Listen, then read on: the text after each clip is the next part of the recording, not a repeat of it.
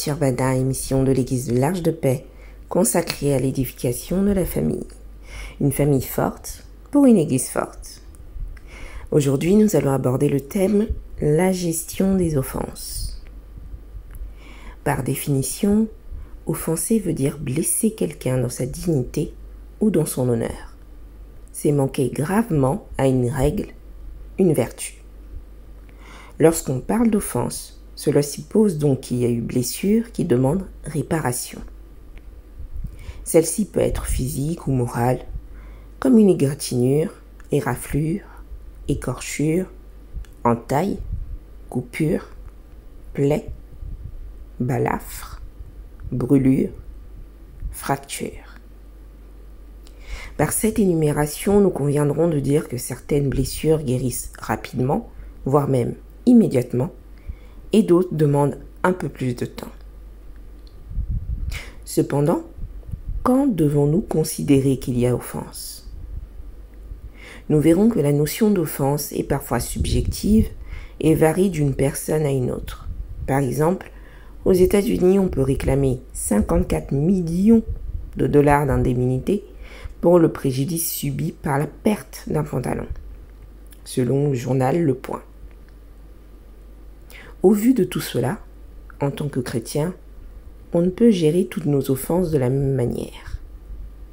Pour cause, certaines offenses sont justifiées et d'autres pas. Parlons alors des calomnies. 1 Corinthiens 13, versets 5 à 6 dit « La charité, elle ne fait rien de malhonnête. Elle ne cherche point son intérêt.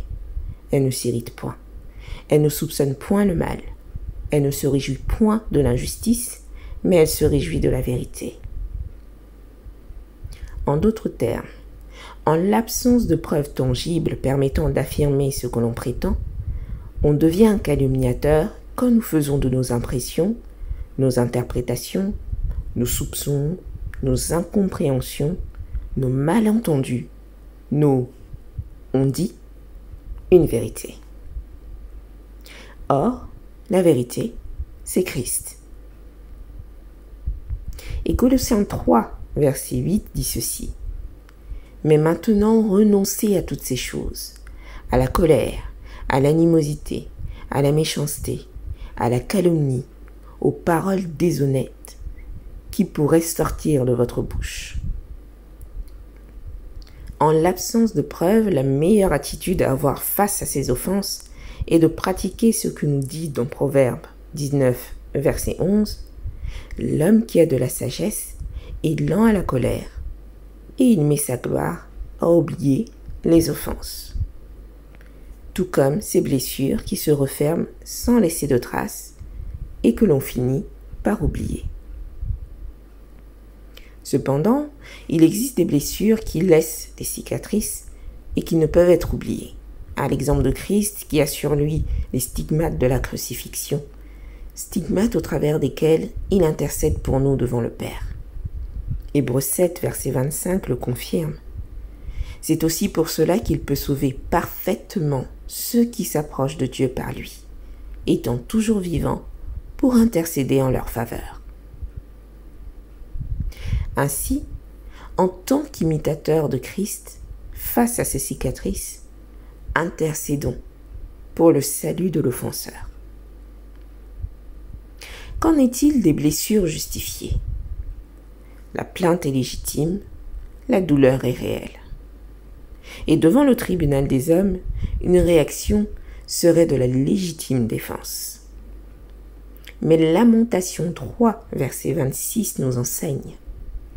Il est bon d'attendre en silence le secours de l'Éternel. Malheureusement, nous sommes prompts à régler nos différends par nous-mêmes.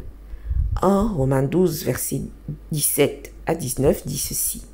« Ne rendez à personne le mal pour le mal. Recherchez ce qui est bien devant tous les hommes. S'il est possible, autant que cela dépend de vous, soyez en paix avec tous les hommes. Ne vous vengez point vous-même, bien-aimés, mais laissez agir la colère, car il est écrit « À moi la vengeance, à moi la rétribution, dit le Seigneur. » Dieu est toujours prêt à nous défendre.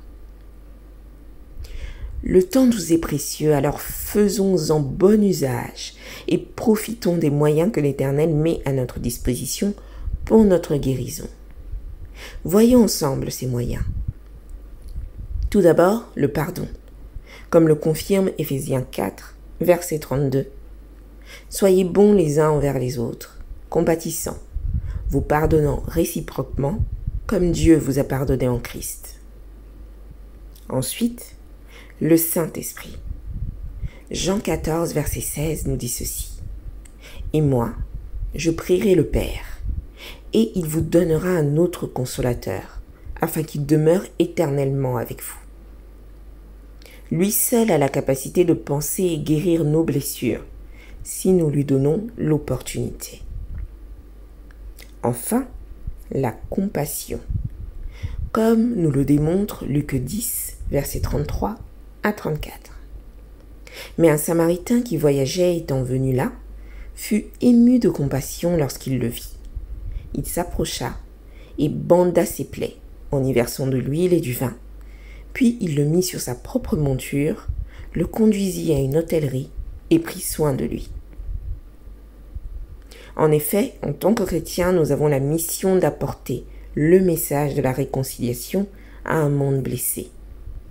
Et si nous privilégions notre temps à notre guérison, nous serons plus à même de partager ce message. Car Dieu était en Christ, réconcilions le monde avec lui-même, en n'imputant point aux hommes leurs offenses, et il a mis en nous la parole de la réconciliation. 2 Corinthiens 5, verset 19. Merci de votre écoute, que Dieu vous bénisse, et à très bientôt pour un prochain numéro sur Bana.